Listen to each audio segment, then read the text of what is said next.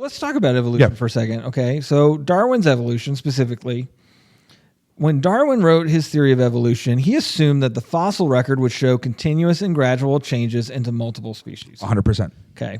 This has not been the case. No, not at all. This is just like empirically true. The fossil records, we have nothing. Yeah. Yeah. The fossil records do not look like what Darwin said. Yeah. So when you hear somebody talking about evolution, a current scientist talking about evolution, they're probably talking about a different form of evolution 100%. than what we think of when we think of like the Snopes trial. Or Darwin's Snopes trial. Man, that idea of like, well, you could go all the way back to goo because that's technically where they went. I mean, they went so far back to goo, but just take the man from ape to whatever. Like there is no they're not philosophical. There's no scientific. Man, I've been saying philosophy so much I can't. What is the word? What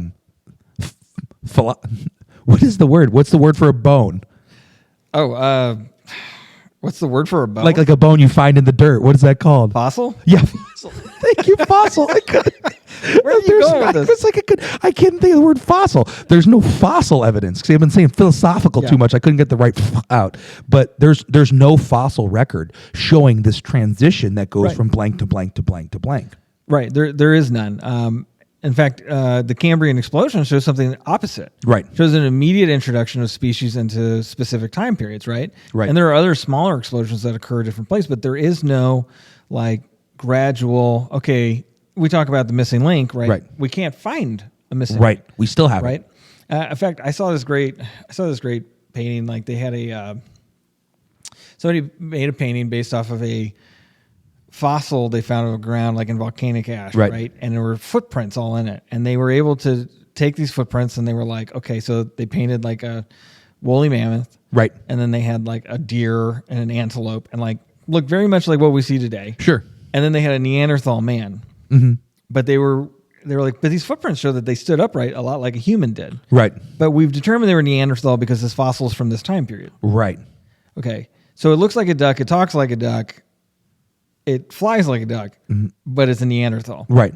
Right. And the only thing they did that with was with the human being. 100%. Right. So like, again, this is the science of the gaps. This is the presupposition that my evidence is going to bear out. And until it does, I'm just going to believe that it does. Well, and not only that, but I think it shows a logical fallacy too, which is the if you really read Darwin, like he's really big on natural selection. So like a lot of what he's seeing is coming from the Galapagos Islands, and he's seeing these birds and these fish and turtles and all the like with things that are unique to their specific area. And he's saying, well, clearly there must have been some survival of the fittest that happened here.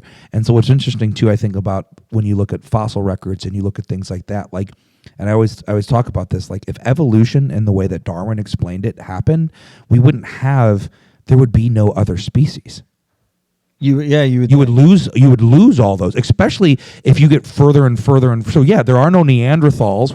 Why are there no Neanderthals? But there are still chimps. There are still mice. There's, you know what I mean? There's still, so there's these gaps that begin to occur even in the logic of it. There is definitely a struggle there, right? Sure. To kind of piece that all together. Now, Darwin also held that smaller cells in older species would be less complicated. Right. But what we find is that the DNA letter code of a simple single-cell amoeba is equivalent to 1,000 copies of the 30-volume Encyclopedia Britannica. Yeah. The mathematical probability of this code occurring in this specific order at random is immeasurable. Yeah. Yeah. In fact, natural selection resulting in evolution is so mathematically improbable it is, in practical sense, impossible. 100%. Right? A group of scientists were having this discussion, and they said, so is the door open for that? Is it possible? Right. And one of them said, it's probable, but when we talk about its level of probability, for all intents and purposes, it's impossible. Right. And he brought up the joke from the Simpsons about you've heard the statement about like 1,000 chimps writing on typewriters given enough time. Yeah. That they would come up with the works of Shakespeare. And you had Mr. Burns had this room with all the chimps, and he pulls out the paper and says, it was the best of times, it was the blurst of times. The blurst of times, you stupid chimp. And they were kind of joking this. They were like, basically, the friend to the evolutionists is time. Right. The problem is there's not enough time even in the old Earth models, right, there's not enough time to create what you claim was created through Darwinian evolution, right? And there's no standardizing of it either, because like you said, so you can have bajillions of years and bajillions of years between each fossil record, or even millions of years, but yet that same consistent rate doesn't happen. You know what I mean? So like, it took 2 million years from this to this. Yeah. You see what I'm saying? There's no consistency to this. You know, we jokingly talked about 400 years. I don't know what podcast that was, a couple podcasts ago, about how God uses 400 years. You know, there's probably more truth in what we were saying there than what's even here. You see what I'm saying as far as a consistent, measurable time frame, you know? Well, I mentioned in that last episode a guy, a YouTuber, Daily Dose of Wisdom.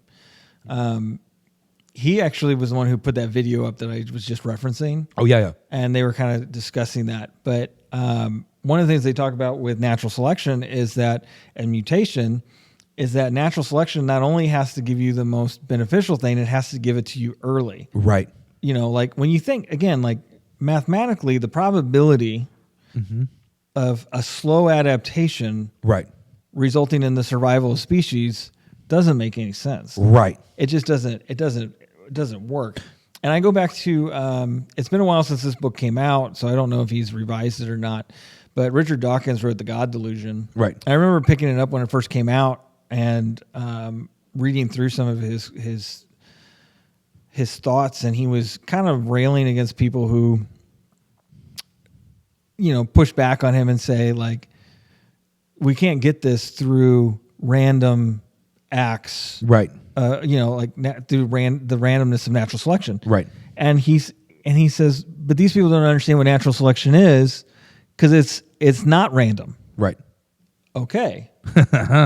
So if natural selection isn't random, right, what is its guiding principle? Right. Where does it what directs it? Right. If it's not undirected, you're getting back into an intelligent design conversation. Right. Now we're talking about intelligent design. But here's what Richard Dawkins says, and actually this is Dr. Stephen Meyer quoting Richard Dawkins.